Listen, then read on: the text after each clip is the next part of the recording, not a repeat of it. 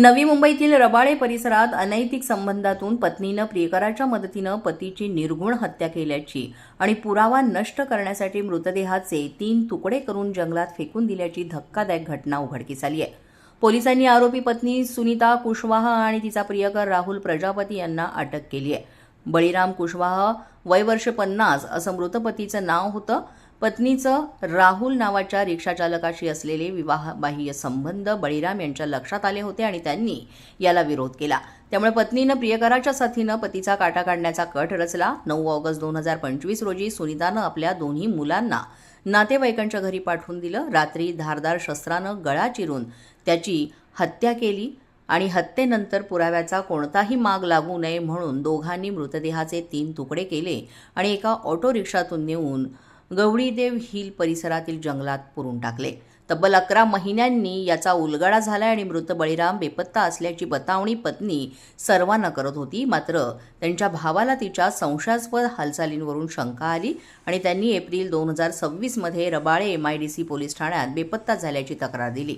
पोलिसांनी तांत्रिक तपास आणि कॉल डिटेल्स तपासल्यानंतर या संपूर्ण प्रकरणाचा धक्कादायक उलगडा लागला। रबाळे पोलीस स्टेशन येथे दिनांक 24/4/2026 रोजी एक मनुष्य मिसिंग दाखल होती। यामध्ये बळीराम सूर्यनाथ कुशवा वय वर्ष 50 वर्षे राहणार यादवनगर हा मिसिंग व्यक्ती होता। सदरची मिसिंग ही या इसमाच्या भावाने दाखल केली होती। त्या अनुषंगाने रबाळे पोलिसांनी तपास सुरू केला। तपासामध्ये असं दिसून आले की ही मिसिंग जी आहे व्यक्ती ती ऍक्च्युली 9 ऑगस्ट 2025 पासूनच मिसिंग आहे आणि त्यामध्ये तिच्या पत्नीने अद्याप मिसिंग दाखल केली नव्हती आणि ही मिसिंग भावाने दाखल केलेली आहे।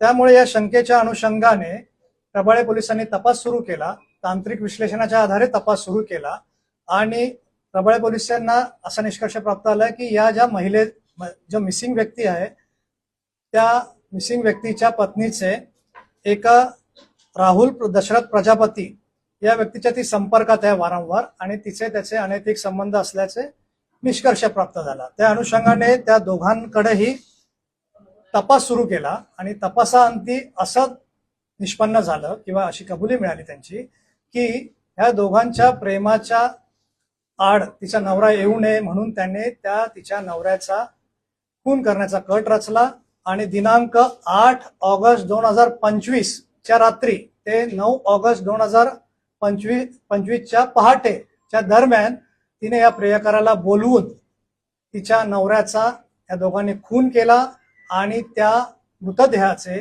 3 तुकडे करून त्या दोघांनी एका विशिष्ट ठिकाणी ते फेकून दिले आणि अशी बाब निष्पन्न झाल्यावरून रबाळे पोलिसांनी दिनांक 10 जुलै 2026 रोजी या प्रकरणी खुनाचा गुन्हा दाखल झाला।